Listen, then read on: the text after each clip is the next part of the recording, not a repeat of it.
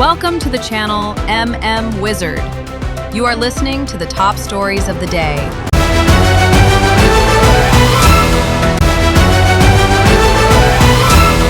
Loktak part ama oibagi machak amata sudre expert. Loktak ising chana thangna bada season na ba yarak tabadagi ising lainare kunjasi. Manipur ki pawari da sagon aduna laglab lamdam sugum saktak pada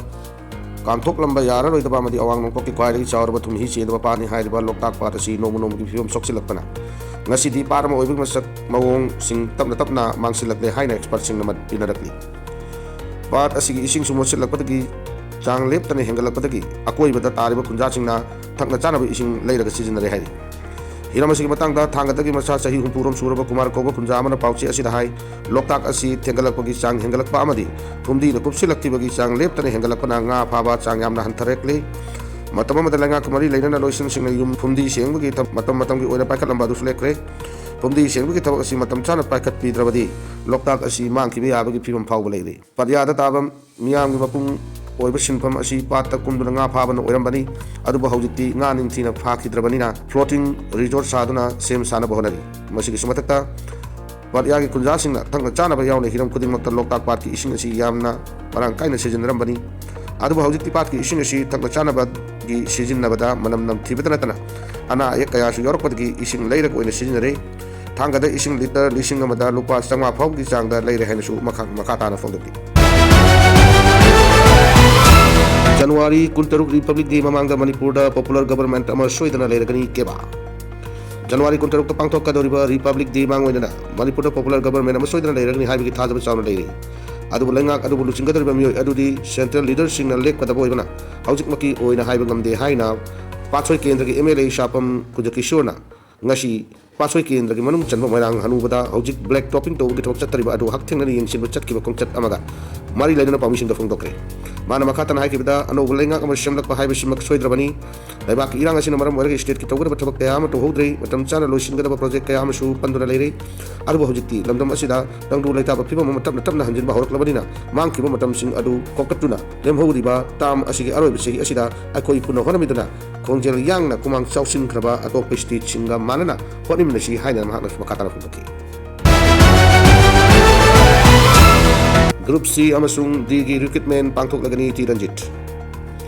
Manipur government ki thabak lobada ahan bo oina Manipur Staff Selection Commission computer based test mota recruitment pangthok lagani haina Manipur Staff Selection Commission gi chairman ti Ranjit na phongboki ngasi label pangthok ki pawgi bifam amada commission gi chairman ti Ranjit makata na hai MSSC Act 2022 gi makada lingliba commission asina Manipur government ki leriba department singi group C amadi D gi post singi recruitment pangthok lagani pangthok kadaba examination sing asi computer based test kuthangda pangthok kadaba na senja tumja amadi lana tobugi mapam amata leiroi masina government ki thabak lobada transparent amadi credible oihanbaga loinana efficiency su lehelagani maramadra hogal liba mahiroi na hasina mama akadaba recruitment sing da saruk yanaba appeal toraki loinana commission asigi MTH tara longna bagi damakta online apply taunaba link active oiri district singi leiriba employment exchange singda matam leiringeida sponsor to honaba magna miyam da apel sutoraki Thailand da achen passenger train amada construction train amata sinbada miyam da kunsa sikre awang nongpok Thailand ngasi construction train ama achen passenger train amada tasinbada miyam da kunsa sikre masung ayara sokre accident toki basaruk adu China amasung khan nongpok Asia gi ayam basaruk ka phawna gi damakta high speed rail project paikhat naba honariba mafam dari nakol Rajasiwa province ki governor na phongdokki bada train adu mioi chamaga hundrama toi tonglaki aduga accident tokraba matungda pung nipan hokraba phawda passenger mari di thi ba khangki hari railway project ka mari leina na season naba train adu Bangkok tagi ubon tamna chelaki ba train adu da takibani haina authority na hairi train adu ki saruk kara yamna thina kai ki bamasung kanglep lep ki maramna mioi kaya siba masung sokibani ibam sokna kai ki ba maratagi hakchang tholakna bhona bada amasung ahing mami thibada yamna aruba oiki haina sumhana phongdoki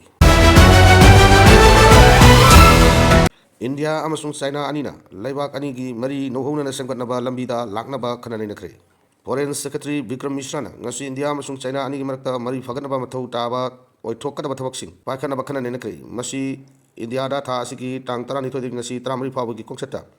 India da lakiba International Department of the Community Party of China gi Vice Minister Sun Hayen gi mahaka unakibada ꯐꯣꯡꯗꯣꯛꯈꯤꯕꯅꯤ꯫ ꯈꯟꯅ ꯅꯩꯅꯕꯗꯨꯗ ꯂꯂꯣꯟ ꯏꯇꯤꯛ ꯑꯃꯁꯨꯡ ꯂꯩꯕꯥꯛ ꯑꯅꯤꯒꯤ ꯃꯤꯁꯤꯡ ꯅꯛꯁꯤꯟꯅꯅꯕꯒꯤ ꯃꯥꯏꯀꯩꯗ ꯍꯦꯟꯅ ꯅꯛꯁꯤꯟꯅꯕ ꯐꯤꯚꯝ ꯑꯃ ꯑꯃꯨꯛ ꯍꯟꯅ ꯂꯥꯛꯅꯕꯒꯤ ꯂꯝꯕꯤꯗ ꯀꯣꯟꯁꯤꯟꯈꯤ꯫ ꯑꯅꯧꯕ ꯆꯍꯤ ꯍꯧꯒꯠꯂꯛꯄꯒ ꯂꯣꯏꯅꯅ ꯂꯩꯕꯥꯛ ꯑꯅꯤꯒꯤ ꯃꯔꯛꯇ ꯅꯛꯁꯤꯟꯅꯕꯒꯤ ꯂꯝꯕꯤꯗ ꯂꯥꯛꯅꯕ ꯍꯣꯠꯅꯔꯤ꯫ ꯆꯥꯏꯅꯥꯒꯤ ꯃꯥꯏꯀꯩꯗꯒꯤ ꯏꯟꯗꯤꯌꯥꯅ ꯆꯍꯤ ꯑꯁꯤꯗ